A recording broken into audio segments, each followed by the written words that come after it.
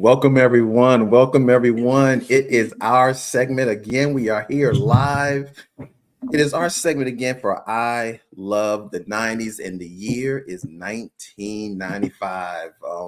Just when I think we've had good years, there just always seems the stuff to come up in the year that I'm like, dang, I remember that.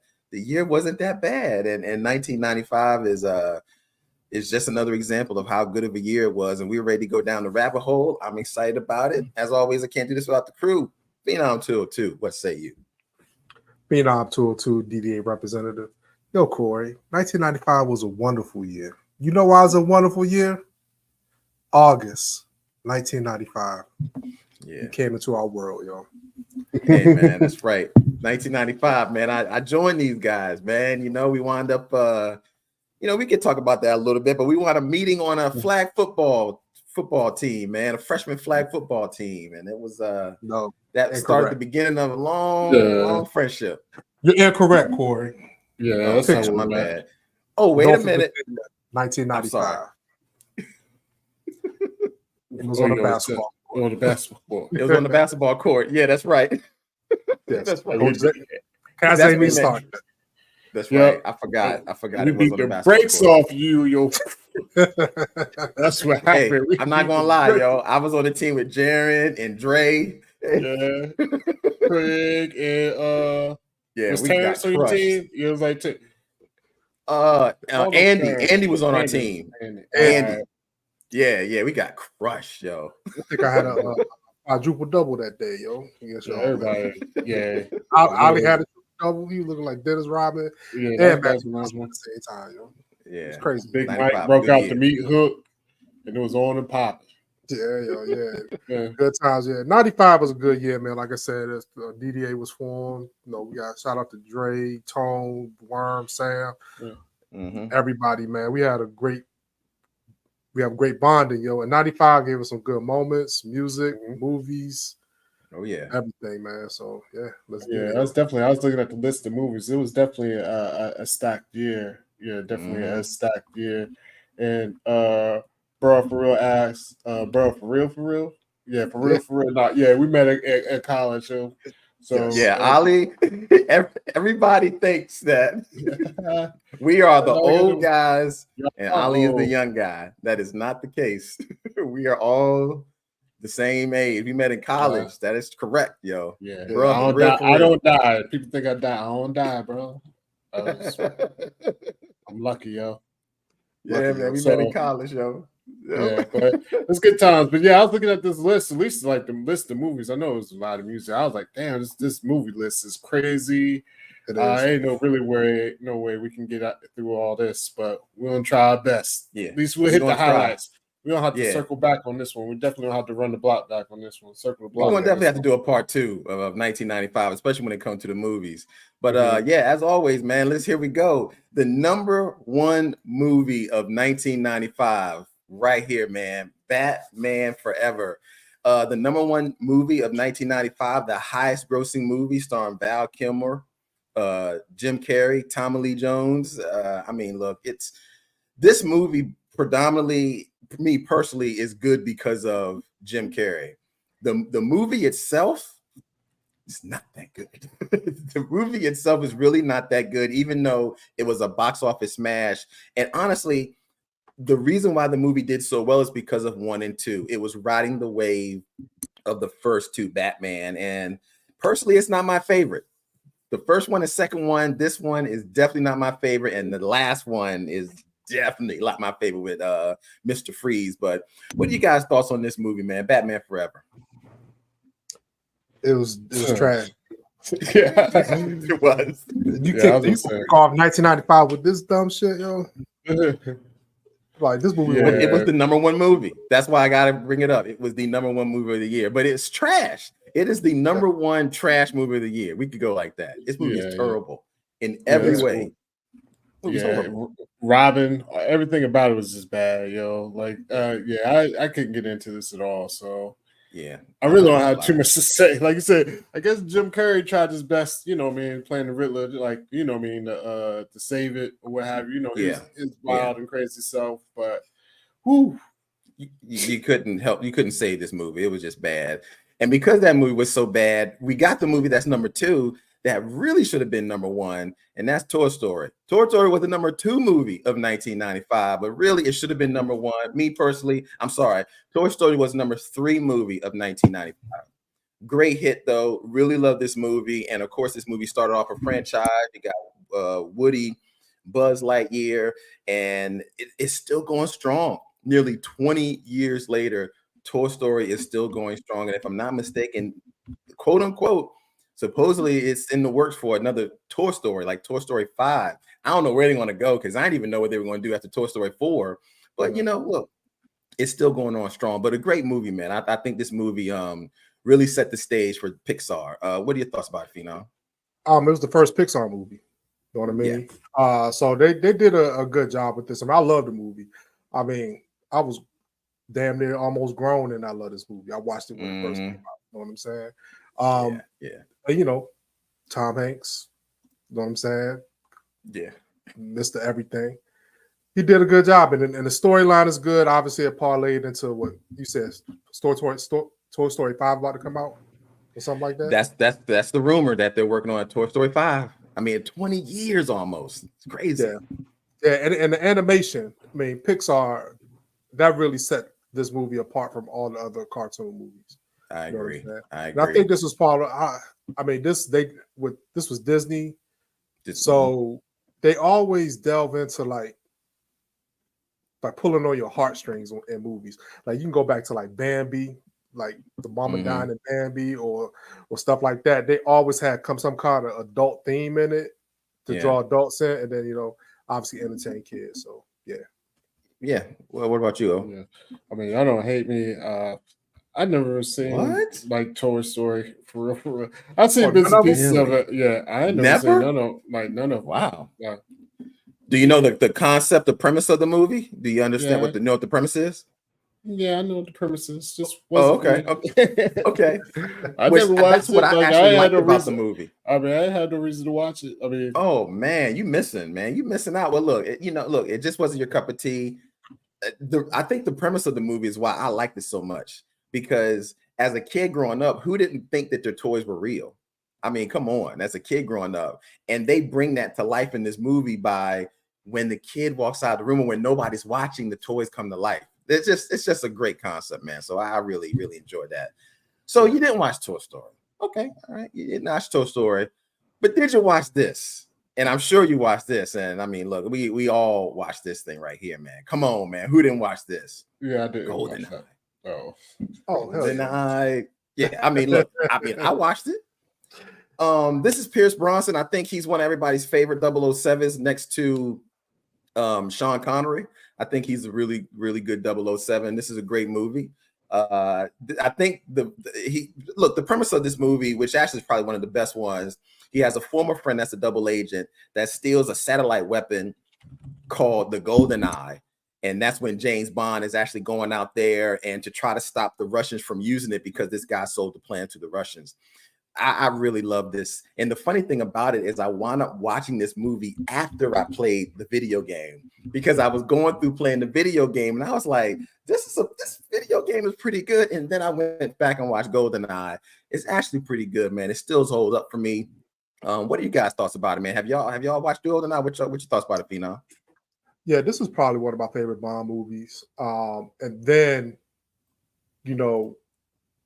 playing the game after watching this movie, and the game got every scene from the movie in it.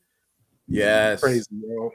I mean, come on, man. How many times, for real, how much class did we miss playing GoldenEye on Nintendo 64? Yo, we played that shit like for hours. But no, this is a good movie. I got a question for you. Do you know who played James Bond's nemesis in this movie? Yes, I didn't realize until I went back and saw it just now. She's in X-Men. She's the Fiend, Jean Grey in the X-Men series. This girl right here. Correct. Yes. That's one of his. Talking about the 00 agent, though. You talking about the 00 agent? 00 agent. Like she's Jean Grey. But who's the 00 agent? He is the guy from Game of Thrones. Ned Stark. Ned Stark. Yes, Ned Stark. Yes. Yeah. Crazy, yo. yo. He's been out in the movies for a minute, man. Yeah, he been doing his thing, man. He been doing his thing. What about you, O? You seen this? You know I ain't picked this list because you ain't seen GoldenEye for real. Come on. I watched a lot of James Bond too. I did, but I kind of. This is probably one of the best ones. Well, I did the Roger Moore, Sean Connery. Like I did all of those, and then I had the break. Like this dude, and what was the other dude that was real Daniel trash? Craig. No, Daniel Craig's good. That's why I started watching it again. It was another dude that was super trash. But yeah, GoldenEye. I was just all about the video game, man. If it wasn't for the video game, I wouldn't even know what GoldenEye is, man. Yeah, video game is fire, though. I mean, like, it literally was going through every scene in the movie. It was a pretty epic video game. It was probably one of the first first-person shooter games that I remember. You know, yeah, it definitely was. It was iconic, man. I'm surprised you ain't see that.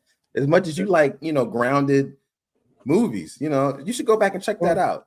Maybe I will. I'll go. I might have to pick it up. Yeah. So we're gonna move on. We had GoldenEye. He's a double agent. He works for the CIA. But we have some guys here, man, that work for the LAPD. Hold on, let me get this up because it just came away. Hold on, give me a second. Oh yeah, man. Here we go. Miami bad PD. Boys. Yeah, that definitely. I'm all right. Miami PD. My bad. I got it wrong. I said LAPD. You're right. Miami PD, man. Mike Lowry and Marcus. I can't remember his name. Burnett. I think that's his last name. Yo, this movie set it off. Starring Martin Lawrence, Will Smith. This is directed by Michael Bay, one of his best ones.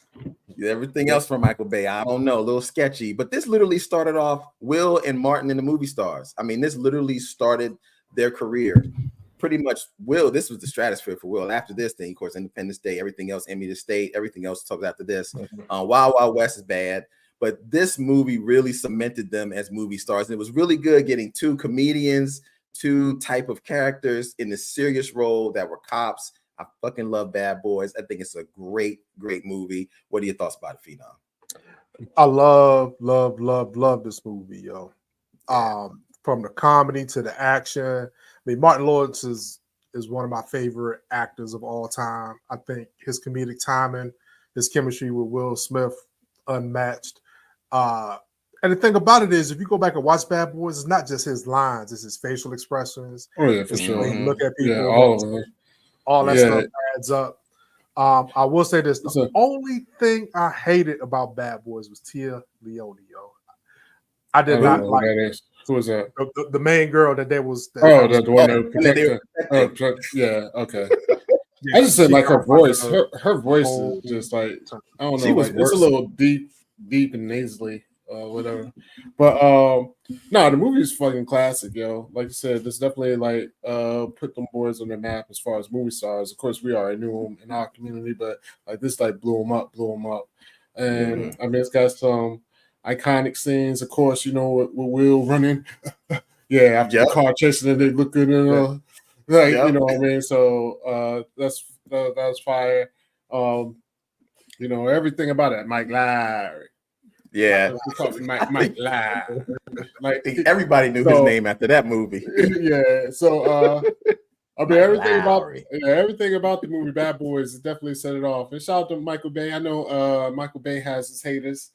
I'm sometimey with him, but I mean he know how to blow shit up though. That's one thing he can do. He will blow some shit up, and it looks good on screen. You know what I mean? And it looked good in this movie, the way the action scenes and the blow up. Yeah. I even like the villain, yo. The French guy or whatever. He was good. Yeah, he was good. He was good. Yeah. I think the reason why I worked with Michael Bay in this movie, because this is one of his earlier movies, and he didn't become too much Michael Bay. It was toned down, like when it mattered. Like the Michael Bay movies we saw later on after he became who he was, because he got a budget. Every third scene was explosion, shaky cam, explosion, shaky cam, more shaky cam. It was awful. So this is a much more subdued version, and that's why it worked for this movie. I mean, and it worked. Yeah. Because look, who doesn't remember this iconic scene? I mean, this is probably one of the iconic scenes in the movie when they run in and shit. I mean, it was a great movie, man. This pretty much set them off into the stratosphere. So in this scene, that was the part where they came into the hotel and shot up the hotel. But yes, they came into the hotel, shot the hotel. Came to the hotel looking for. Yes, Martin White came to the hotel. But you know what's funny though? Like I said, I like to do 6 degrees of separation and all that stuff, you know. But you know, Tia, whatever her name was, the main lady in there, she was married to David Duchovny for years, yo, from X-Files, yo. No, for real? Really? Yeah, I didn't know that. I like her because she talked like this. She's like, oh. Yeah, so, she talked like Keanu Reeves, yo. So you're Michael Lowry, huh? I was like, what the hell is wrong with you? She tried to give up the cheeks, yo. Yeah, she was trying to. She's like, I'm so stressed. I'm trying to think who y'all talking about. I can't put the main girl in Bad Boys. The white girl, the prostitute's friend that saw the bird, whatever they were trying to protect. Yeah, she does talk like that. Yeah, she talks like she's talk like Keanu Reeves, man. Like John. That's what she. Yeah, that's exactly what she. That's a good one. That's exactly what she talk like. Talk like Keanu Reeves. Oh man, so we're going to keep going through these movies. We're going to just touch on each of these, and because there's a lot. There's a lot of movies, man. Straight up. So this is the next movie. Friday came out in 1995. Man, huge movie. Ice Cube, Chris Tucker. There ain't a whole lot to say about this movie. I mean, it basically is the premise: a lot can go down between Thursday and Saturday, and it's Friday, and a lot of stuff went down in this movie. Day. Chris Tucker kills it in this movie. He's not Day. I'm sorry, he's not Day. Chris Tucker kills it in this movie. Smokey, yeah. I know he's smoking. Chris Tucker kills it in this movie. Absolutely love this movie from beginning to end, man. There is nothing about this movie that I don't like, man. Debo. This is a great movie, man. It's a great movie. A lot of iconic scenes. Scenes. Is this the best black movie of our lifetime? I mean, I love Friday. I love it to death, man. But I'm not gonna go there, yo. Can you quote almost every line in this movie? I mean, yeah, because it came out at the right time and this and that, man. But I'm not gonna. But I can also quote every line Coming to America as well. I don't put down my Sidney Poitiers and all that. I say in our lifetime, Sidney Poitier was acting and shit before. I'm just saying, I don't have somebody beat out. I can't have Smokey be like the greatest. This is a really good movie, though. I'm not saying the actor. The whole movie. No, I'm just messing with you, man. I know what you're saying, man. Yeah, it's funny, man. The whole movie is just one of those movies where it was entertaining all the way through, and it wasn't a stupid story. You know what I mean? That's the thing, because we've seen a lot of movies where the story was stupid. I don't think so. The story was really good. Think so. His whole family was gonna let him die over $200. Like literally. Everyone in his family was gonna let him die over $200. But I don't think they knew he was gonna get killed. That's the thing. He knew he was dead because in the whole movie, he never said, Worm is gonna kill us. Yeah, he never said I was gonna kill him. It's a great movie, man. But come on, we can't. Y'all stretching it a little too far. I don't know, man. I don't know. No, it's funny. It's funny as fuck. It's got classic characters, classic lines, and all that. But yeah, I mean, I don't because y'all don't make me sound like a hater because y'all speaking in hyperboles, whatever the fuck, hyperbolas. What's it? Hyperbola. Hyperbolic, and I can't go there. But I will say, I don't think so. I mean, it's culturally relevant. I think it's a great movie to the end. I mean, I love just the little nuances of just Craig getting fired, his dad, trying to teach him how to be a man. But even just sitting on the porch, not taking shit serious is about to get serious. You know what I'm saying? So, I think Friday after next, the next Friday after next, I think those are more slapstickish. I don't think those stories hold up to this one. No, but this got some I agree. Somebody said Smokey in the chicken coop. Like that was a flashback. Debo, my mama took that chain. But that's comedy. It is comedy, and I laugh, but it's slapstick, yo. Like this ain't serious. Like this ain't like no. Okay, like no thinking man's the comedy here, yo. This is like the difference. To say a movie's not good because it's a comedy, I don't think I it's fair. I didn't say that. I didn't say that. Okay, what it you was saying? That it's not it was the good? the greatest. No, I didn't. Again, yo, you taking words out. Like I literally said, I don't want to go against this because it don't sound like I'm hating. Right. It was said that it was the greatest black movie in our lifetime. I don't think so. I'd do more like a Boys in the Hood or something like that. See, I think and then it was said like the story was like it was a good story, but that like it was no holes in the story. Is you lying to yourself there, and then it was said no holes in the story plot, and then to say like it wasn't like as slapstick. This shit was slapstick. Look, like somebody put, "Hi, Miss Johnson." She was married to a little person, yo. Yeah, like the Lord, this is my shepherd. I know what I want. Like, you know what I mean? Give me a little bit for that cataract. all that shit. But to say that slapstick, a whole ragtag full of characters. I mean, yeah, it is. It's funny as fuck, yo. Yes. But don't tell me they slapstick. We got Ezekiel. I didn't say it was that. I said the other two were more slapstick than this one. And maybe maybe I'm just thinking of what slapstick comedy is different. Wrong, when I think of slapstick comedy, I think of stuff like Naked Gun. You know. Oh yeah. That's what maybe I'm wrong. But it's silly. I'll say that this is some silly ass comedy, and it's funny as fuck. That's all. Yeah, that's what I like. That's slapstick comedy to me. Stuff like Naked Gun, you know, where like almost everything that's happening is something. That's to me that's slapstick comedy. So, but look, but we all agree. We all agree that Ollie's wrong. So let's move on to the next week. No. Fuck that. But before we go, of course, we want to give a shout out to RIP. I said Debo, Tiny Lister. Yeah, he definitely was funny. So that's my bike, punk. Yeah, man. There we go. There. Rest in peace to Debo, man. So yeah, got to show him on the screen real quick. Oops. Well, what's that? Well, that's the next movie. Until Corey learns how to work StreamYard. There we go, Debo. There we go, Debo. So shout out to him, man. You know, because he's definitely gone too soon, man. Gone too soon. But let's go to the next movie. Well, and one more thing, man. Oh yeah. You just out here just on how me all fucked up. Yeah. Since he was trying to rush me along, yo. A classic line for rushing everyone along. Bye, Felicia. You know what I mean? Shout out to her, yo. One of the greatest crackheads ever in cinema. Yeah. She was like, you know what?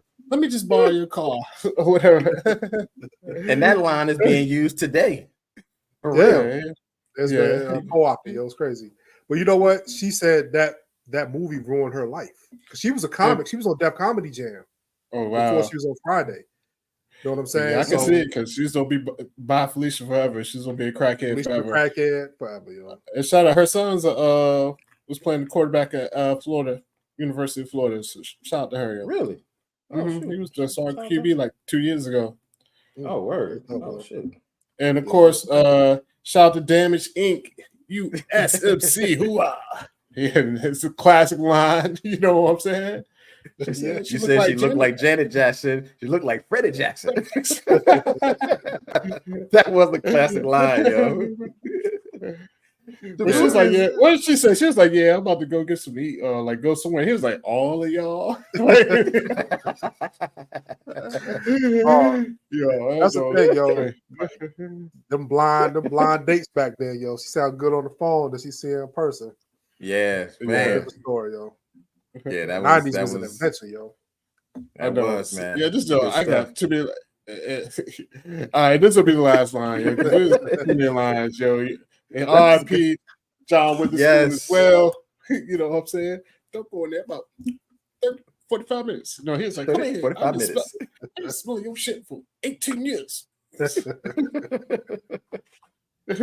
Classic, man. Classic. He's been playing that type of character for years. Like, I don't think he ever played any other type of character. It's almost like he's playing himself. An over-exaggerated version of himself. You know, he used to run with Richard Pryor and Paul Mooney back in the day. So they was really tight. You know what I'm saying? That comedic circle. You know, the first time I remember seeing him was back in the day with Robert Townsend. That he used to do stuff with Robert Townsend back in the day. Okay. Yeah, Hollywood Shuffle. Hollywood Shuffle. Yeah, Hollywood Shuffle. Yeah, he was a Hollywood Shuffle. Man, but we got more movies to do. You guys saw earlier, but this was another movie that came out in 1995. Oh man, Outbreak, Clueless. Another movie came out in 1995, and we're going to go through all these: Braveheart, Dumb and Dumber, and Higher Learning. So we'll go back to these two, but we'll talk about these as well. I mean, look, Outbreak. I'm gonna be honest. Outbreak scared the shit out of me, yo, when I watched that movie. I don't know if y'all don't know what it's about, but that damn monkey. Oh, the Outbreak monkey, breakout. Yeah. That movie scared the shit out of me, yo. And to know that happened for real. Like, we went through a pandemic, and this movie was very similar to like going through a pandemic, even though there was another movie that came out later that really was like the pandemic type movie. And I forget what it was. It had Contagion. That's the one. Oh my God. That movie scared me too. But Outbreak was crazy, yo. That was good. Clueless. That was kind of like the coming of age movies of the, this generation. Not so much for me because I was grown by then, but that was kind of like a big movie. Clueless was funny. Yeah, I think Clueless was funny. Yeah, I like. Alicia Silverstone. Stacey Dash. That's Stacey Dash. Yeah, the old Stacey Dash. Yeah, that was old Stacey Dash. Yeah, not this. The new crazy. I don't know what the hell crazy. I don't know what's going on with Stacey Dash. She just be looking crazy all around. But yes, yeah. And this I think kicked off Alicia Silverstone's career. And then we got the iconic Braveheart. That movie is just sad all around. I mean, I don't want to say sad, but it's a good movie. Mel Gibson. I mean, it's a sad ending. That's what it is. The ending ain't it ain't for that. Can we have Mel Gibson back on the screen nowadays? I don't know. I mean, he's still in Hollywood. He was in the John Wick throwback series that came out last year. He was. You're right. You're right. Yeah, he was crazy in that shit. He was good. Yeah. He was crazy. Braveheart. I mean, it was good. I love period pieces. You know what I'm saying? Yeah. You know what I'm saying? But back in the day, you start a revolution, and then they draw a cord to you, cut you up, put your head on the spike so everybody can see it, yo. And does anybody even have an idea what they were doing to him at the end? They were just fucking up. They were doing something down there. They cut his jaw off, then they sliced him put his body parts in the 4 quadrants. Oh God, it was terrible. It was terrible. Yeah. Jimmy Carrey had another big hit with Dumb and Dumber. I was fucking hilarious, man. That movie was hilarious, yo. Who doesn't remember this part when they were probably one of the funniest parts in Dumb and Dumber when they were trying to travel and they were on that scooter and they were frozen. They fucking had the snot boogers frozen on their face, yo. That shit was hilarious, yo. Yeah, I think this movie was really good. It was funny. I mean, you got to really turn down your smartness and watch this movie, yo. Yeah, this was classic, yo. When they went about them suits, I was rolling. They had all that money and went about them damn tuxedos. Pink and orange tuxedo. They thought they was fly, yo.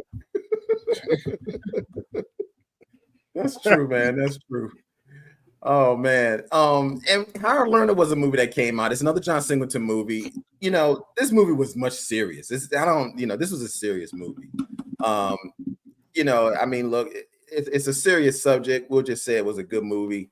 Unfortunately, the movie did bring and shed to light a lot of things that are still happening today. Unfortunately, there was a particular person that was at the college that kind of snapped and did a mass shooting one day at the college. But overall, it still is a good movie, I think so. But if you want some comedy and laughter, because Higher Learning is kind of going to put you on a down note, go to Dumb and Dumber because that'll make you laugh. But what are your thoughts about all these movies, fellas, before and any other movies that that came out in 1995? I don't really care about that. I hate to tell you, man, I don't really care about none of the movies you just listed. I mean, it was all right. It was all right, but it was all right. But it's not about. It's about. I know it's about they're highlighting the movies. Now there are probably movies that Chris, and I know that I'm like, yo, these are movies that I really watched. We just got to highlight the major ones that came out as far as box office. That's what I'm highlighting. But go ahead. What's the movies you like, brother? I like. Well, somebody actually brought it up. One of the best movies that came out that year. One of my favorite movies, Die Hard with a Vengeance. When my boy Samuel L. like this is when I really got into Samuel L. Pause. You know what I mean? This is when I was like, all right, you know, of course he played some crackheads here and there and this and that. But this was the shit. That motherfucker was cussing his ass off, and I was like, yo, I love it. You know what I mean? So shout out to Samuel. Didn't he play L. in Long Kiss Goodnight before this, or was it after this? He was in Long Kiss Goodnight. Yeah, he was. That's when I was like, man, I love me some Samuel. Yeah, I love that movie. But go ahead, Die Hard Avengers, so good, so good. Yeah, that was real good. But yeah, I was just looking at the list, yo. I mean, probably it's got a lot of my favorite movies ever, yo. Like 7 came out the year. 7 was motherfucking crazy classic, yo. Yes, at the end, great movie. I would have motherfucking blew that motherfucker's head off at the end. See my Kevin Spacey, yo. I guess can you spoil it after it's this? I mean, look, years. it's over 20 years. Yeah. It's almost 30 years. Yeah, it's almost 30 years. I'm sorry. Let's just go ahead. I mean, it had his wife head in the box at the end. Yeah, I would have shot the dude too. Yeah. You know, even though Morgan Freeman like, don't do it. Fuck you. You got to go, yo. He got my wife head in the box. One of the best movies ever made is Pulp Fiction that came out this year. Mm-hmm. So I mean, shout out to your boy. I can't even think of his name right now. Who's the director? Crazy man, Quentin Tarantino. Quentin Tarantino. Yeah.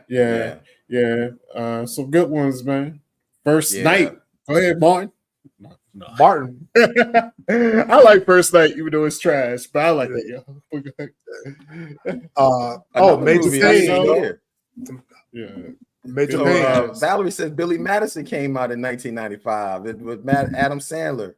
That shit was good. I like Waterboy better though. That's what I really like is Waterboy. But that to me, all the movies is the same, in my opinion. You know what I'm saying? I love them all. I mean, I could quote shit from Billy Madison. He's like, "We are all now dumber, more dumber than it was listening to you." Or whatever I'm saying. But that Adam Sandler, he was in his bag. Yeah, he was on the road. He was on the run. Oh yeah, he was on the road between that, Happy Gilmore. I think Happy Gilmore was my favorite. Yeah, Happy Gilmore was probably my favorite. Yeah, McCall. What the fuck the man he was going? Yeah, he was just doing this the whole time. You know, everywhere he was going. Oh man, there's definitely some good movies. Somebody mentioned Dead Presidents. That was definitely a good joint. Yeah, I watched that last week. That shit was Zozo Bob mentioned Jumanji. I forgot Jumanji came out. You know, I didn't watch Jumanji actually when it first came out. I didn't watch it till a lot later. It's okay. It's a real good movie, yo. I think probably I watched it too late. I watched it much later. I think that was the thing. I watched it much later, and I was like, it's not bad. I think I just watched it much later, but I understood more about what was going on because I think when I watched it, I didn't get it. You know, that he got shipped away and he came back as a kid, but he was grown. I didn't understand that. So, but it's not bad. I love the first one though. I mean, the one with the Rock and all them, Kevin Hart. That's pretty good. Okay. So we got another one. Say what?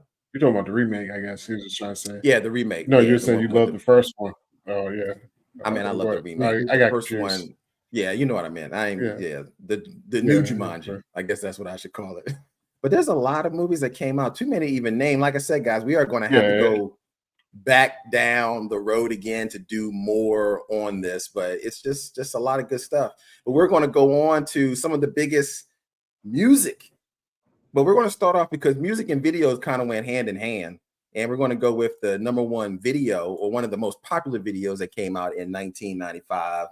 Waterfalls video by TLC. I mean, this is really the year of TLC, honestly. I mean, they had 2 videos that came out this year, Red Light Special, and of course, the famous video Waterfalls, which was a smash hit that everybody knows. I mean, this video ran everywhere. I'm going MTV, BET, VH1. It was fucking everywhere.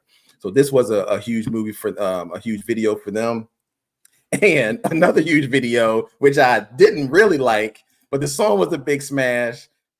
Fucking Gangsta's Paradise, that goddamn Coolio. The song was a hit. I really didn't like the video. The video to me, I mean, was just trash.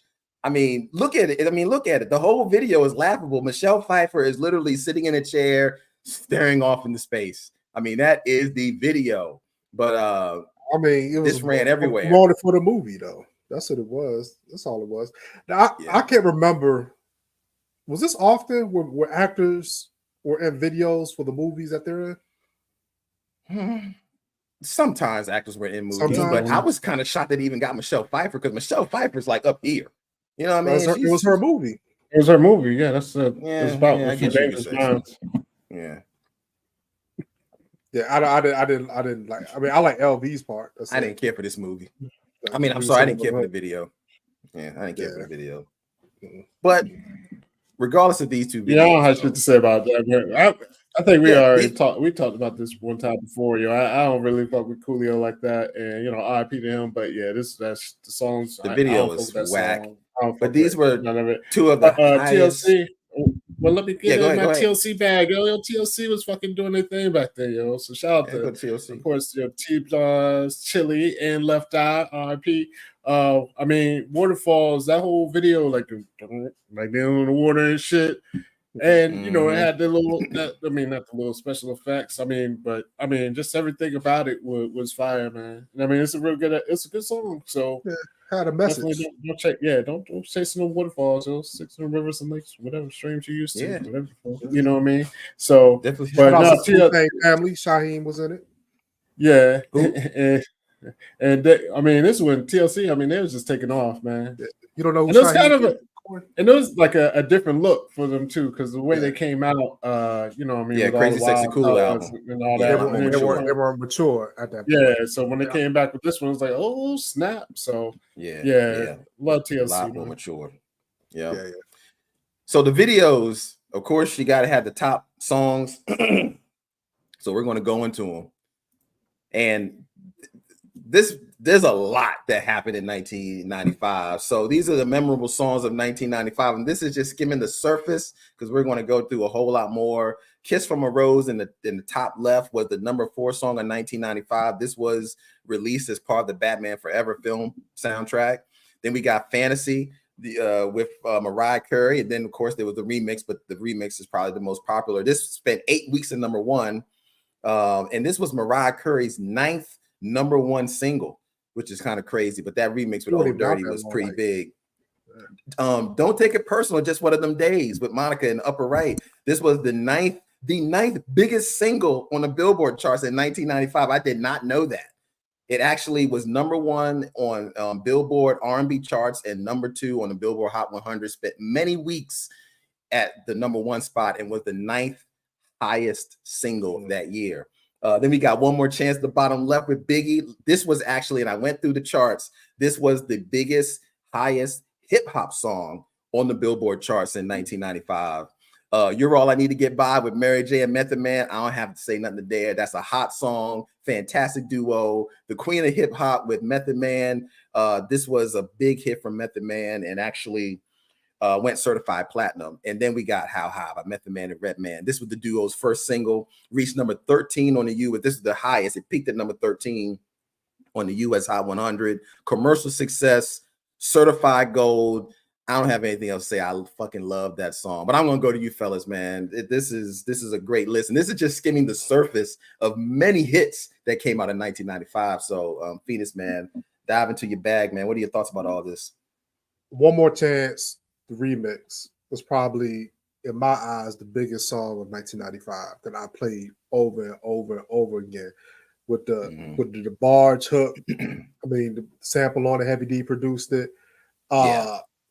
I just remember this song playing all summer of 95, yo. He was out there, University parking lot pimping, just out there. Hundreds of people out there. Everybody was blasting this joint. All right, yeah. So go ahead, definitely, One More Chance was a hit. And a good thing, one crazy thing about like One More Chance is like they did, like I said, it was the remix. They did like a whole different song or what have you. Yeah, it was a different song on the album. And they what's the word I'm looking for? There's a different song on the album. Puffy is definitely, I guess I don't know if we're allowed to talk about Puffy right now, but Puffy was wilding back then. But at that time, one thing Big said Puff did was like, yo, we want to do the song, like, he wrote the whole song like purposely with like no curse words and that or anything like that. He was going to keep it fire. But yeah, and then Method Man and Mary J. classic remix. So I mean, it was a lot of songs that came out in '95 that did their thing. I mean, people are naming off all types of songs in this chat. You know, it's a whole lot. It's a whole lot. '95 was a good year all around as far as for It really entertainment. was.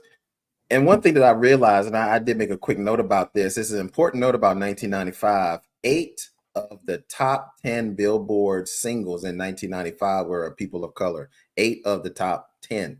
So it's definitely, you're noticing kind of the shift in the type of music that is starting to become more played. Like you can see that more hip hop is definitely starting to make its way more into the mainstream, because you can really see the difference in 1995. I mean, it was kind of crazy. But shout out to Monica Sandals, yo. She has some long ass feet sitting on that curve. So shout out to them Sandals doing their thing back in '95. Yeah. No, I mean, Monica hopefully she got some better sandals. Yeah, Monica. I mean, she could always sing. I always hate that they pitted her against Brandy like as hard as they did. You know what I mean? I don't know if they really. I know they end up doing like the boys' mind shit. I don't know if they really liked each other or not. But even if they didn't, it was probably a lot of industry shit to kind of pit them against each other. But it was mostly industry stuff that put them, because they for a minute they didn't like each other for real. Yeah, that's what I'm saying. They didn't like each other for real. Yeah, and for no reason. I mean, honestly, which is kind of crazy. I didn't know about this. Well, I did, but I forgot about this. Michael Jackson and Janet Jackson "Scream" came out. Great video, actually. I like the song too. I think it's a good song. Yeah. What you going to say, Phoenix? No, it was. I like them. I think that was the first song they did together. Yeah, that was the first song they did together. That was like it was a big thing. Yeah, and I loved it. I mean, I love the video. I love the energy from it. I didn't like the song. The video was fire though. I like the video. Yeah, I mean, that was one of Mike when Mike was in. Like, he has some hard songs like that. Like, I think I like Mike of the '80s and early '90s.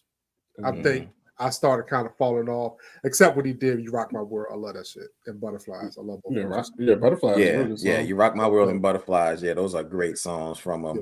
Oh, look, check this out, fellas. We did this on a reaction. "Zombie" from the Cranberries came out in 1995. That was my first time hearing that. Yeah, we did it. That was a real good song. Great song. Yeah, we had just did a reaction. We was like, wow, this song is fire, yo. Yeah, we got some more Cranberry stuff coming out. Alanis Morris said, "You ought to know." Now, I didn't really know a lot of pop songs, but I did know the song. But I didn't know till she did an interview like later on that this song was about who she was dating. Dave. Really? Coulier. She was dating Dave Coulier from Full House. No way. Who is that? Yeah. I don't know who that is. Not Uncle Jesse. Who was the other person? From Full House. Okay, there are 3 guys on Full House. You talking about the Cut It Out guy? Cut it out. No. I can't think of his name. I know the real name is Dave Coulier. Oh, is his real name. Man. Somebody else. So I think this song came after Joey. I think. Uncle Joe. Cut it out. Yeah. That's a good song. You ought to know. I mean, she could sing. I ain't gonna front. Alanis Morissette could sing.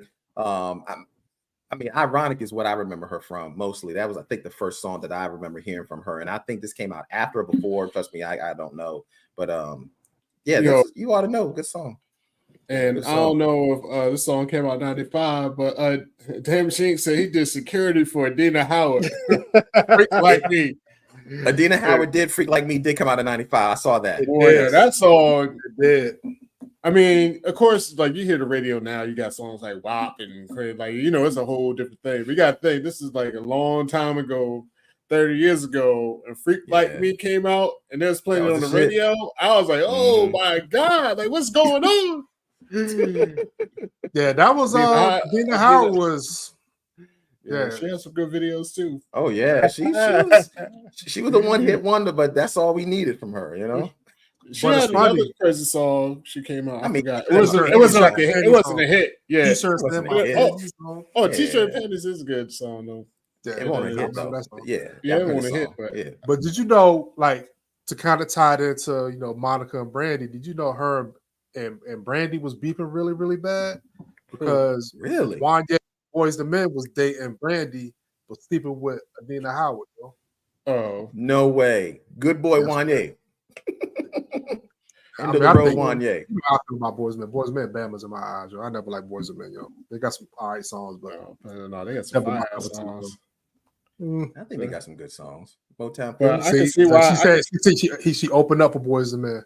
Oh, there you go. I mean, Brandy won't. I mean, she was the good girl. I'm sure she won't. She was young. Brandy, Yeah, a year younger Yeah, she than was us. young. yeah. So I mean, Oh, why? snap. Yeah, he was out here in this thing. He He had was to get doing some the young chicks. joints. Yeah, I mean, it was a different Yeah. time, I guess. Ooh. Yeah, I guess so. Damn. Oh, Man, there's damn. another song that came out, and I think you guys probably know about this. One song I don't know, but the other song I do know. The top dance songs. I don't know what the hell this one song is. It's from Gloria Estefan. Everlasting Love. Never heard of it, but I damn we talked sure know. about that. We definitely talked about it because we did Everlasting Love on the channel. It was like a 60 song.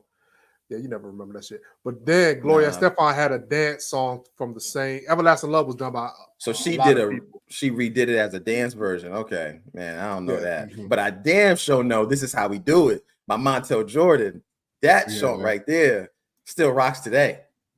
You play that song today, trust me, I know. I've played it 1,000 times. Don't matter. People gonna get up when they hear that song. That song's a barrier breaker, yo. Like, that shit transcends every nationality, every race.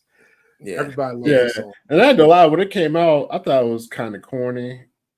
I mean, it wasn't corny, but it was kind of corny. That's how we do it. Like his voice and everything. I don't know, man. But it just grew on. I mean, it was the rap at the end. Yeah, that's what. Yeah, that rap. Yeah, I'm a lowercase G. You feel me? Whatever. I'm a little case G. Yeah, I'm a lowercase G. Now I'm a big G. All the girls got the money. $100 bills, y'all. I mean, it is kind of whack. Not kind of, it is. But the song itself is definitely like a good music behind it, like a good beat, and I mean, and this is how we do it. It's so catchy, man. Children's Story, yo, of course. Yeah, that's right. Yeah, Children's Story from Slick Rick. If a lot of y'all don't know, go back. If you don't know, go back and listen to Children's Story by Slick Rick. It's the exact same beat. Even some of the lyrics he's using is coming right from Slick Rick Children's Story. So I mean, that's how good Slick Rick was. I mean, it was. All right, I guess Corey. But before we move on, you guys have any other songs you want to bring up before we move on? Yes. Yeah, I do. Shout out to Chicago Cubs with the Brown Sugar by D'Angelo. Native. This whole album, that album was beyond fire. Like Cruising, Brown Sugar. Yes. All that joint. Lady's the best song. Yo, You're My Lady? Lady? Yeah. Come on, yo. Shit. Damn. Motherfucker. Why are you sleeping with my woman? Then he changed it. He was like, why? What he said? I got this gun in my hand. He was like, no, he was like, why are you two bleeding off? I'm like, he never played killing somebody cooler. Yeah, I know. I was like, yo, he did a slow song about murder. Man. But yeah, that was great pull, man. Chicago Cubs. Forgot about Brown Sugar.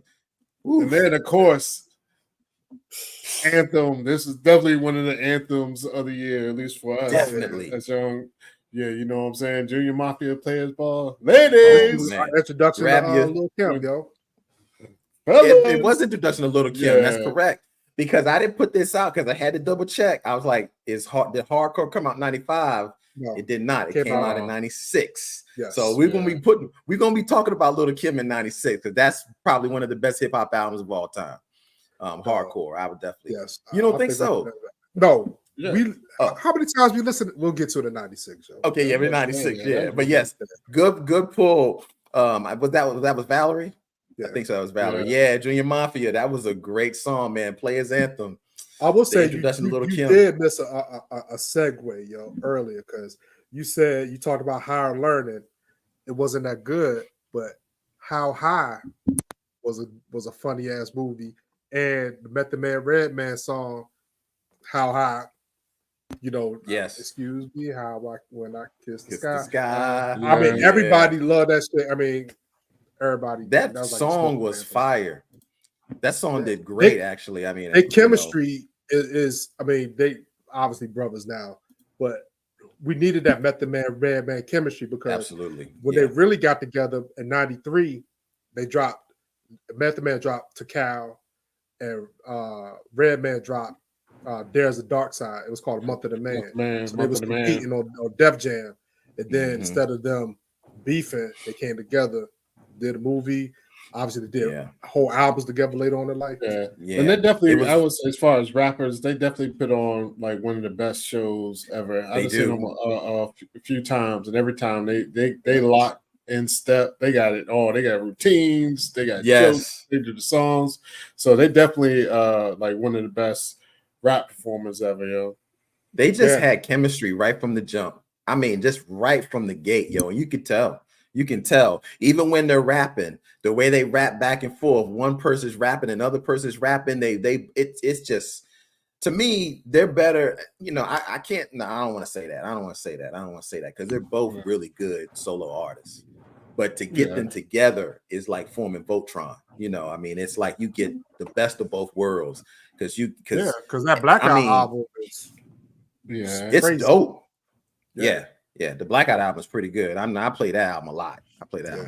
Yeah, that was dope, and then before we go on something positive, Bob with a "You Will Know" Black Indian. I remember that. When I was a young boy, I had visions of fame. They were wild and they would be calling my name, and then I grew older. That's a really good song. You got with like 15 different male artists, they come together great, yo. Yeah, I used to like that song, man. That song is fire. It was a good song. You Will Know. Great song. Man, I play that shit to this day, yo. That song will get your spirits up. I'll be wanting to sing and clap my hands. You will know. You will know. Oh, you will know. It is good. I'll be ready to go out there and start preaching to people. This shit. After listen to that. If you want to clap your hands, you can also do something else with your hands, yo. Macarena.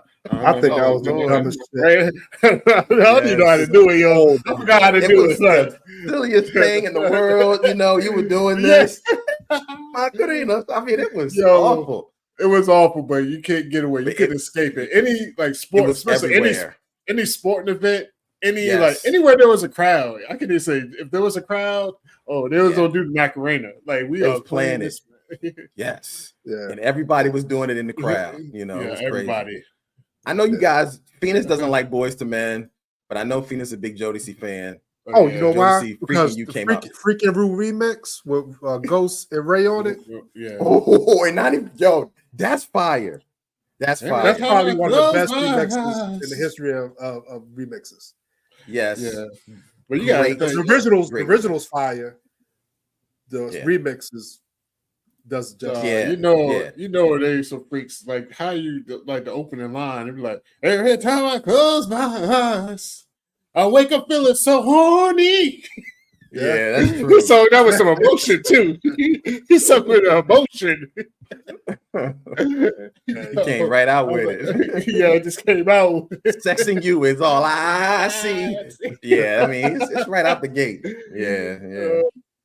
Shout out to Jodeci, boy. Yeah, shout out to Jodeci, man. JoJo, KC, Devontae.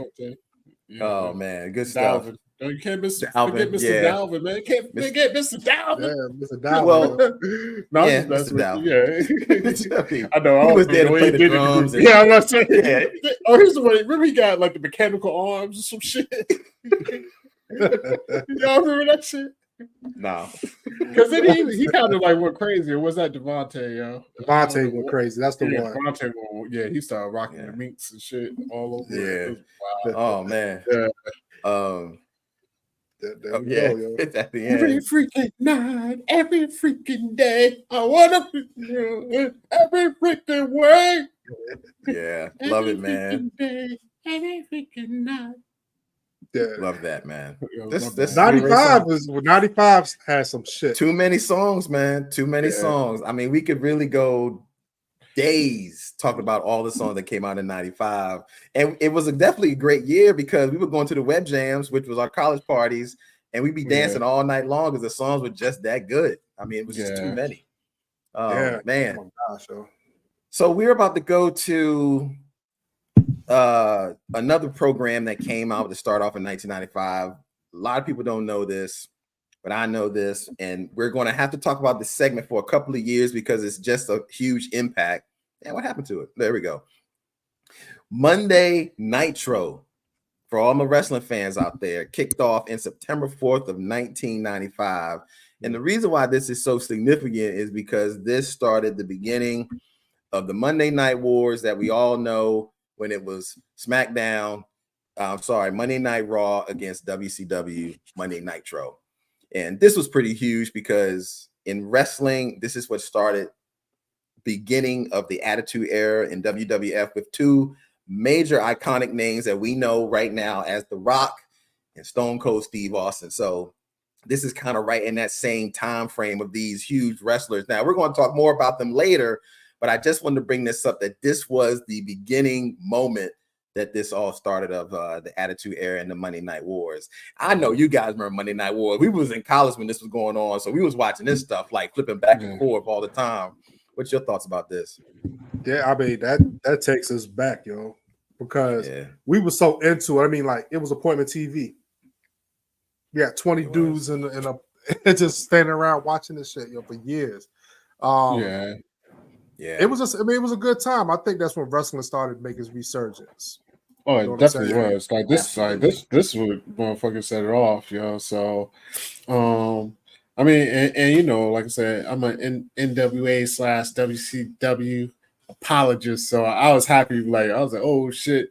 Even when Hulk Hogan came over, because I hated Hulk Hogan. Because at first he came over before he went to Hollywood Hulk, he was still rocking the yellow.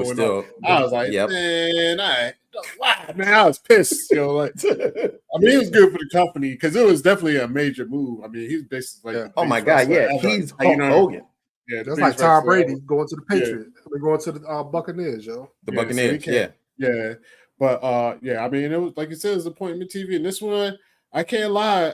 During this time, I mean, Raw was holding their own as well. Like you know, this was like the beginning, probably like the when the Attitude Era. Beginning of the Attitude Era, yeah. You know what I mean? So when Stone Cold and The Rock and all them came up, it was like, oh shit, like, you know what I mean? It was must-see TV. I mean, literally, you be flipping back and forth because you didn't want to miss stuff on either channel because they was both live. You know, so you couldn't see it. If you notice, and this is the thing, this is why I love WCW a little bit more than WWF or WWE at the time, because WCW was more gritty. If you go back and look at WWF, it was all lights everywhere. It was really bright. Yeah. You go to WCW, it was in a black arena. Like everything was so dark. Like you didn't see like the lighting and stuff like that was on WWF. It was like trying to be prim, a little wrestling. But this was like gritty. You know what I'm saying? A lot of people cut their teeth in WCW. So people was jumping back and forth between the leagues, yo. You know what I'm saying? But I love watching like I'm a history person, but I love going back and watch wrestling history to get all the stories, whether it's like behind the scenes shit, like the rival shit that's going on now, where you can when you see like the two wrestlers that had beef back in the day. Like I just watched the one with Macho Man and Jake the Snake. Oh, I love seeing stuff like that. Know what I'm saying? Oh, I missed that one. I gotta watch that one. No, that shit was crazy, yo. Yeah, bonkers, man. But no, wrestling had us in a chokehold. Yeah. It was good. It was entertaining. I mean, and the thing about it is the matches were like 20 minutes out of 3 hours. It was like 20 minutes wrestling. Everything else was talking. Yeah. Nah. They used to have some long matches though, man. They used to have, it all depends. Well, maybe not Monday Night Raw. You probably because I went back and like listened to this wrestling historian, and he broke down like out of a 3-hour show, there was only 20 minutes of wrestling. Yeah, there were some times like because you think about it, remember Goldberg won't wrestle no more than 2-3 minutes. No, shit. 2-3 seconds. He used to just come in the ring and I mean that was it. Yeah. And most of the stuff at the NWO, they never really wrestled. If you really, they would have a segment of the NWO for like 20 minutes. it was mostly talking and but spray paint it was some good shit. stuff. They love that spray paint. NWA just wanted to spray paint everything. But we will definitely be talking about more of this because I think one of the biggest things that happened in wrestling was when Hulk Hogan turned heel, and that happens. I want to say in '97, but I want to do my research on that. It happened at Hollywood Havoc, but I gotta get the year. But it is coming, and we're gonna talk about that along with a lot of other stuff that happened because it's a pretty iconic stuff that happens from '95 to '99, and it's just wrestling. It's just some other good stuff that happened. This is pop culture stuff that I'm just going down memory lane. Who remembers Snapple, man? I fucking remember Snapple. Used to fucking love Snapple. Had that stuff. Couldn't wait to pop the top, to drink some of that fruity goodness. I freaking loved it. I mean, absolutely one of the best things that could have came out. And it came out in 1995, man. They had 1,000 flavors of this stuff. And also another pop culture thing that came out in 1995 was the PlayStation. The guy's gift to young men growing up in 1995, right here. The freaking PlayStation came out in 1995. But what this is two very iconic pop culture things that came out in 1995, man. Snapple and PlayStation. What are you guys' thoughts on this? I'm gonna tackle the PlayStation. Snapple, yeah, I love Snapple. Everybody loves Snapple. The PlayStation, shout out to Martin, yo. I ain't gonna give his last name. Shout out to Martin, yo. He Jimmy rigged my PlayStation up so I could bootleg games, yo. I had like 100 games because of him, yo. He used to take the top off and sock the chip on it, and you just burn the games. Burn them CDs, replay them bootleg games on the PlayStation. Yes, sir. Dog. I think the PlayStation caused me not to graduate on time too, because we had epic battles. We had Madden leagues, we had NBA Live leagues, and we had like 20 people in the leagues, and everybody had to play the game. You know, you couldn't play the game by yourself. Everybody had to be in the room, or somebody had to be in the room to watch you play. I just remember just it was like standing room only, man. You know, these are some of the biggest games that came out of Nintendo. That came out in 1995, but in there, Tekken, PlayStation. I'm sorry, Tekken in the top left, Tomb Raider, Resident Evil, which Metal Gear shit out of me. Yeah, Resident Evil used to be scary as fuck, yo. First time I played that shit, we was playing this like, yo, turn the lights off. I was like, we started playing. I was like, oh shit, I don't know why I was scared. Yeah, Resident Evil was motherfucking scary, man. Yeah, man, that was crazy. And I think this is Metal Gear in the right corner. Metal Gear is my favorite. What was it called? It was like Metal Gear Reloaded or Metal Gear Solid Snake. Metal Gear Solid with Snake. Yeah. That's when it came back. Yeah, once it came back with that was like the big comeback, and that shit was fire, yo. That shit was fire. But as you all can agree, like you were just talking about earlier, probably the game that people played the most was that motherfucking Madden. Madden. I think Madden stayed playing on every. Madden got played probably more than any game on PlayStation. For real. This game, every year, everybody was buying Madden. Madden 96, 95, 97, 98. This game got played like crazy on the PlayStation. So these were like the biggest games. But going down memory lane, man, you guys were talking about Tekken, Tomb Raider, Resident Evil. You know, we had some battles in Madden, you know. So good times, man. Good times with PlayStation. Go ahead, Ollie. Oh no, I'm with you, man. You know, I mean, PlayStation was the thing, man. Like, it definitely changed the game because that's when everything went from. Because what was Super Nintendo's? But I think Super Nintendo was like 16-bit, and PlayStation went to like 32-bit. 32. Yeah.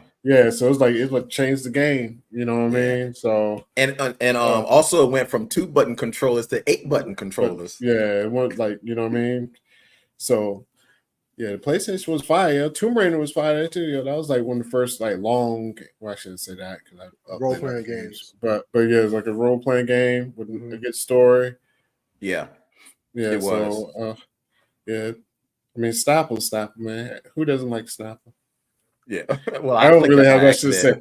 I'm just thinking in general, like, who doesn't like a Snapple, yo? Yes, everybody likes used to have like a shit on the top, like a fact. They used to have something on the inside. The inside of the top. Yeah. They used to have, like, a little fact on the inside. Like, they had little facts and shit. Yo, it's out to Snapple, man. So let me ask you a question. What was it? Snap it to with Snapple. or some shit. I don't No, know. that's a Slim Jim. No, that's a Slim Jim. What was Snapple's damn thing? Go ahead, y'all. Go ahead, Phenom. So let me ask y'all a question: were y'all Snapple guys or Mystic guys? I was Snapple. What about you, O? I was Snapple. Yeah, Mystic was alright, but I was Snapple all day, man. I was drinking that motherfucking kiwi strawberry right there is what I stayed on right there. Mango Madness, yo. The Mango Madness? Okay. Yeah. Corey must be you thirsty, yo. You keep bringing up Snapple, yo. My bad, yo. Y'all will talk about it, so I brought it back. I just showed it again, but yeah, this is where I live, right here, PlayStation, and the PlayStation's been going strong ever since. And fun fact, the PlayStation actually, as of last year, 2022, became the highest selling console. It beat out Nintendo. So that's how good Sony has become. It started off. Nintendo has been doing it every year ever since it came out in its inauguration. But the PlayStation finally beat out as far as the most sold revenue ever received on a console. And PlayStation beat out Nintendo, and it's been beating it out for the past 2 years. So it beat out in 2022, 2023, and I'm sure it will beat out in 2024. Because PlayStation is where it's at, man. Yeah, I mean, even like Xbox tried. I mean, I'm team PlayStation. I got a Nintendo Switch. Like, this shit's over there. Like, my kids are grown, so they don't play. That shit collect dust. I might play Wii Bowl. I mean, I might play Switch bowling from time to time, but I ain't doing that shit, yo. Yeah, same here. Oh, y'all remember this? We were talking about Snapple. Here we go. Remember Clearly Canadian? I don't. What? Let me see. Okay, well, Valerie, I do remember Clearly Canadian. I thought that shit was good. It was kind of like I do. Yeah. I saw the bottle. Yeah, I remember that. That shit was like Perrier, yo. Like, yeah, I remember that. Yeah. Do y'all remember playing EA Sports? I know I used to play EA Sports a lot on PlayStation. I thought that was shit. That's who made Madden. That's right. I'm sorry. I'm tripping. When I think of EA Sports, I'm thinking of NBA Live. I'm sorry. I was thinking of NBA they make NBA Live too. NBA Live too. They made all the joints. They made FIFA and all that. It's in the game, yo. It's in the game. Yeah, you used to love that.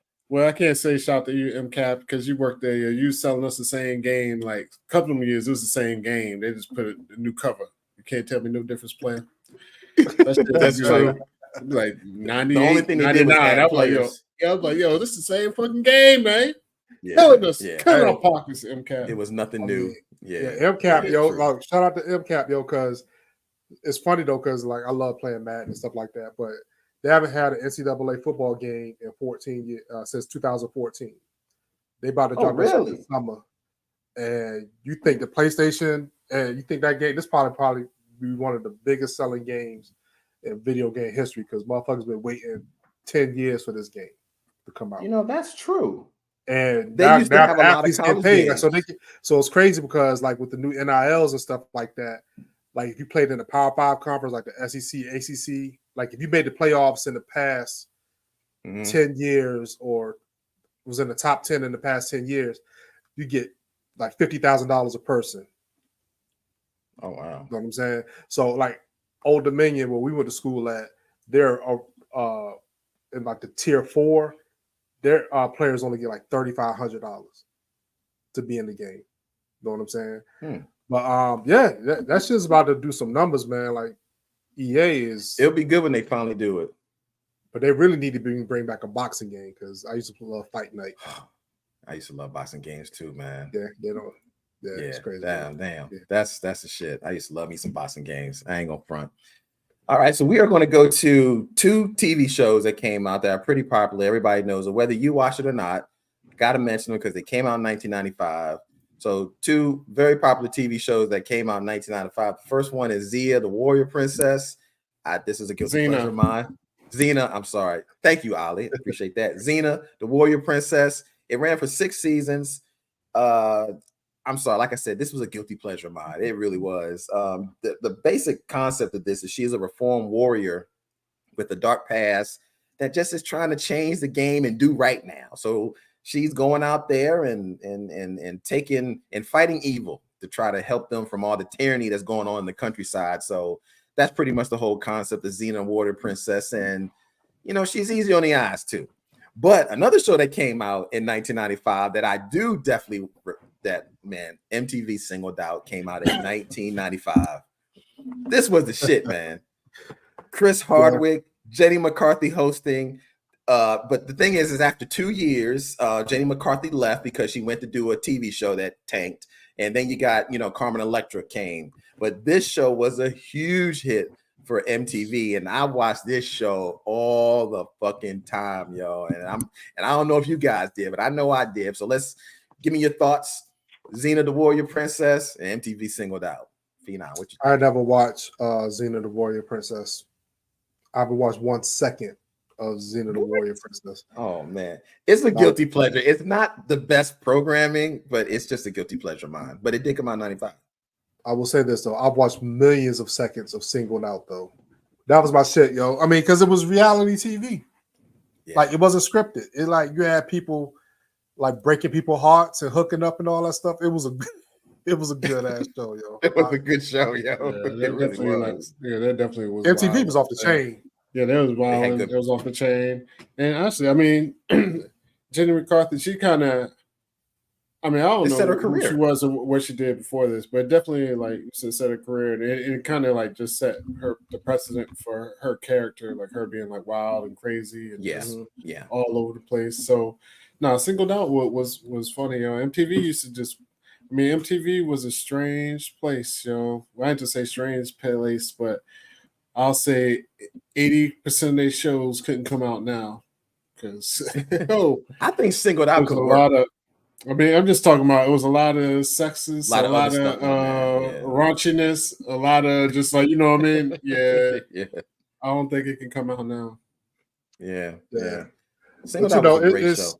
it's funny because I just remember like it was a lot of guys going after one girl and a lot of girls going after one guy.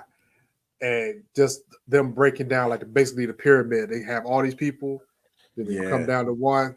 Yeah, it was 50 girls for one guy and 50 guys for one girl, and they would ask them questions and do stuff, and it would break it all the way down to they'll narrow down to that one person that would get it, So it was a good concept. It was a great show. I really enjoyed it. It was out for 4 years. Out for 4 years.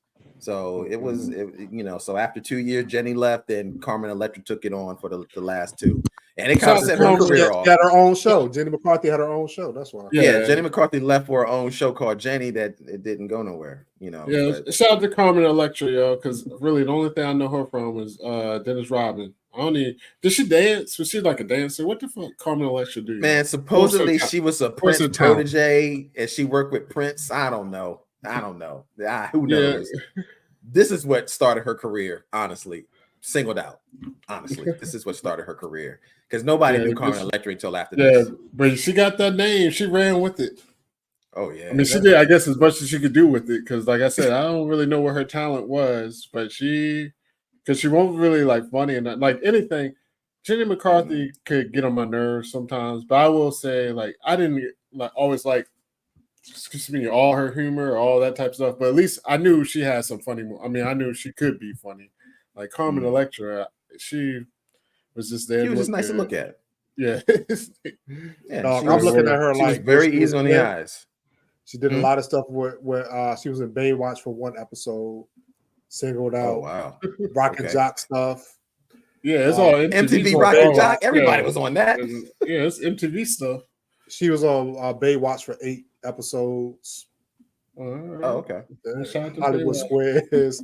Yeah, I mean, she was just in Hollywood, man. I mean, she's really like I said, she dated some people and motherfucker kept her name alive. She was born 2 decades too early. Because now she would be like a reality star for real. Like, you know what I mean? She would just be like all over the tabloids and doing all like, you know what I mean? She'd just be like a tabloid queen and fucking dropping sex tapes and all types of shit. Yeah.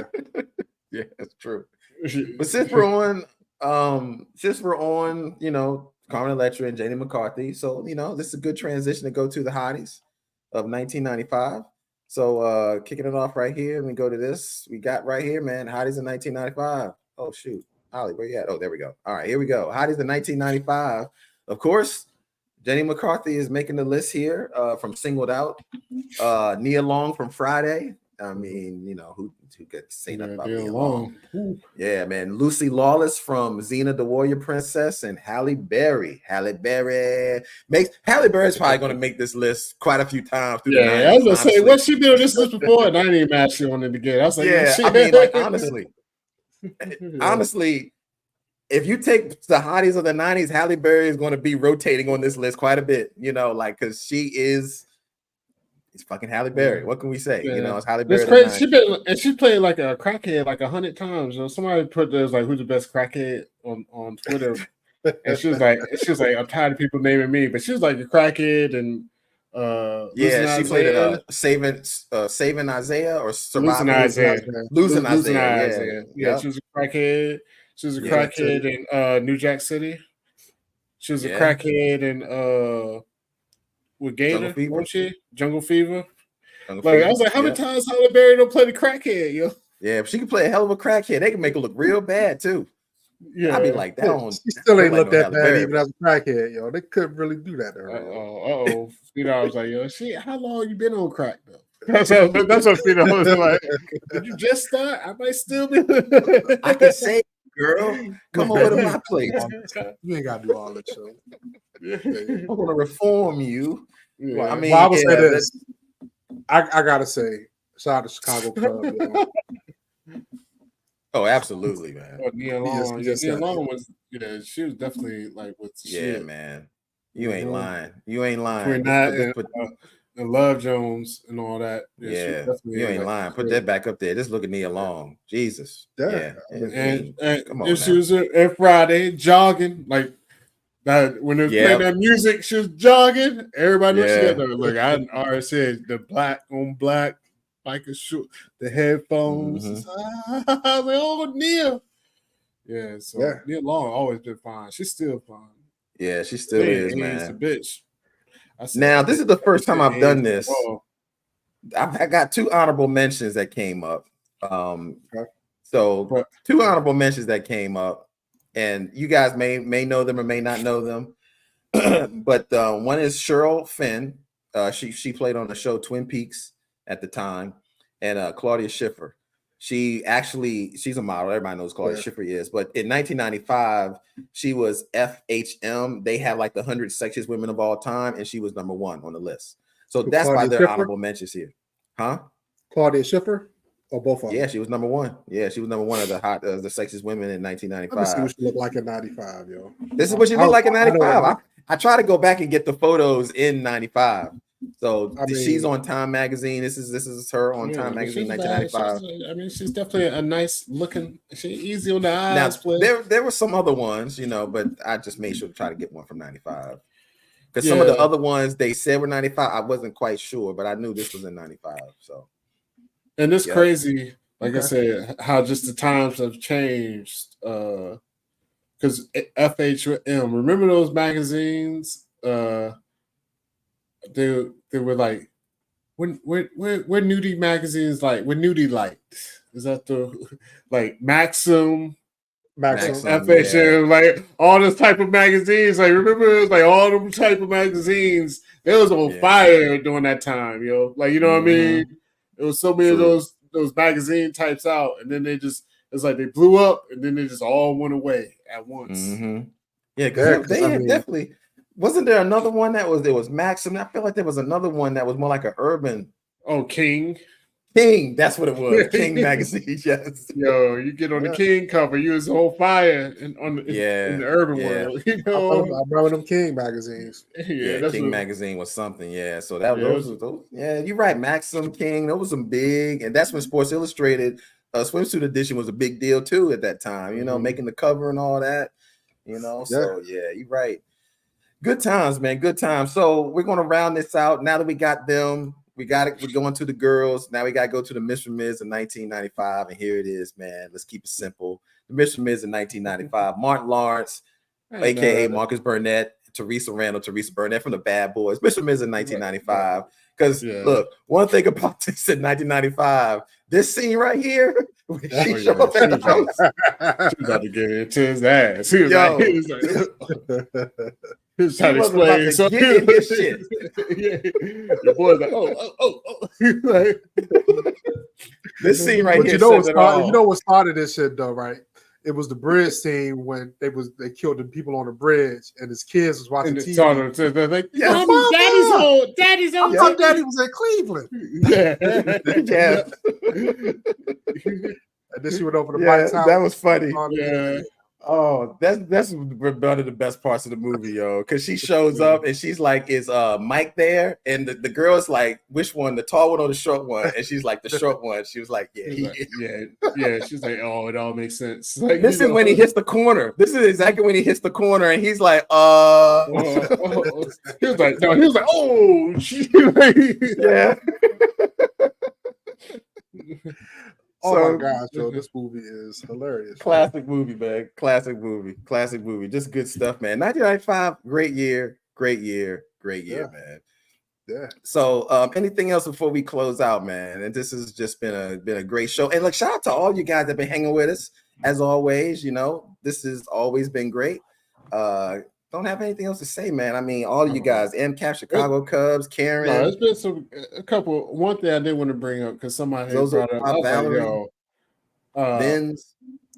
But one of the best, best movies ever made came out in 95, and that was Elizabeth Berkley and Showgirls. Oh my God, yes. Versace. With the girl from Saved by the Bell. Girl from Saved by the Bell. I remember when this movie came out, it was like such a thing because it didn't get like a rated R. It got like an NC-17 or some shit. Yeah. Like it got like a super high rating. Yeah, it got the hard R rating. Yeah, the hard. When I saw that movie, I was like, "Yo, this is some of the most trash." It was trash, man. And you know what she was doing? She was trying to get out of the Saved by the Bell. She was trying to grow up. Person, yeah. But man, she picked the wrong role. Whoever her agent was, fucked her.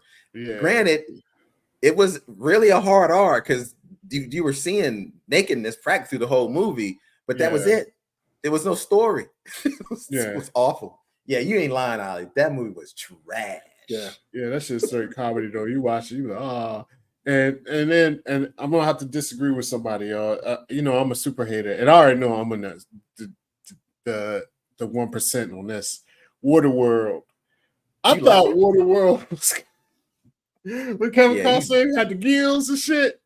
It was like Mad Max on the water. Look, somebody was like, "Yo, what if we do Mad Max?" Brian, but do it on the water.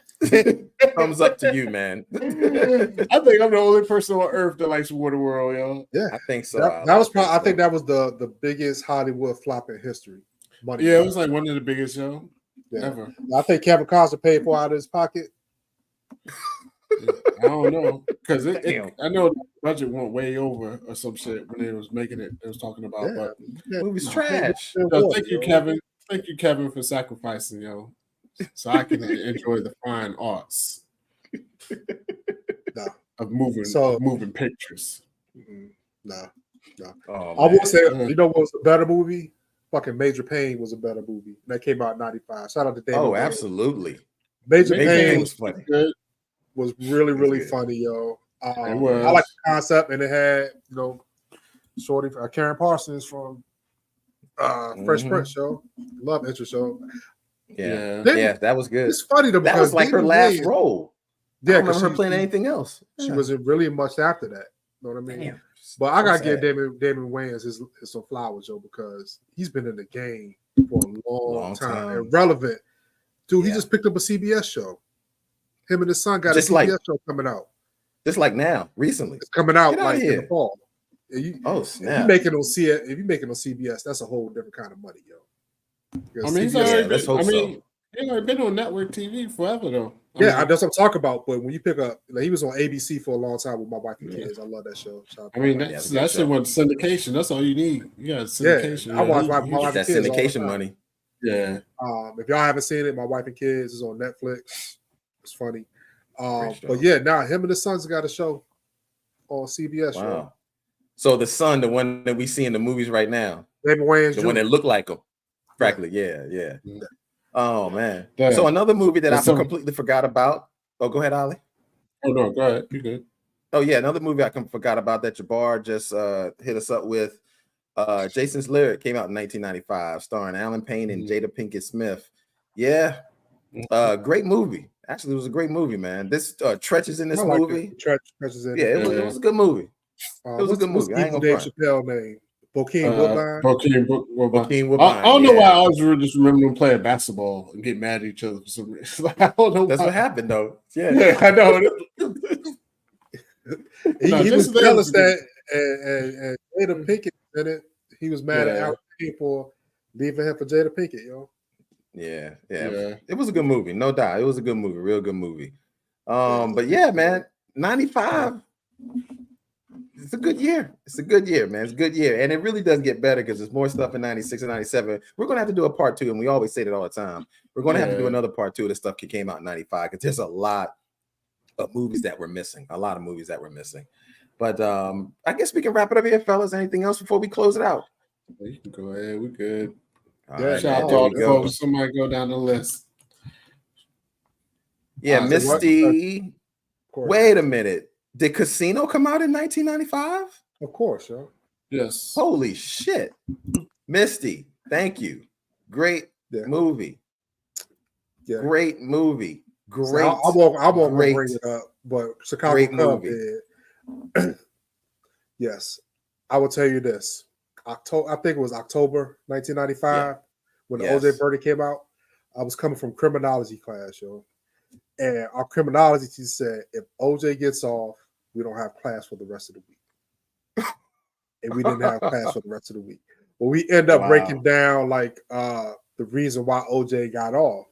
You know what I'm saying? Obviously, he said racism, but he was like, when you have a good lawyer who can make a jury like eat out the palm of your hand, you're gonna win every time. You know what I mean? Yeah. And OJ was, he was in Hertz commercials, running through airports and shit, naked gun, football legend, all that stuff. So he had a lot of celebrity with him. It was like the biggest thing. Like 150 million people watched the verdict. Yeah. I remember coming into my dorm room, into the lobby down at the bottom, right when the verdict got read. And I just heard this huge explosion in the lobby from like both ends, people yelling, people excited. It was all types of commotion. I didn't know what the hell was going on until I started walking further and I saw the TV and I was like, oh shit, the OJ verdict came through. So it was running. Big deal. I was in the dorm too. Motherfuckers running up and down the hallways. It was wild. It was wild. It was major wild. Yeah. Well, look, everybody, man. We're going to end it here. Have a good night. Thank you, guys. We're going to scroll through Valerie, Chicago Cubs, Misty, Karen, as always. Vince, MCAP, Jabbar.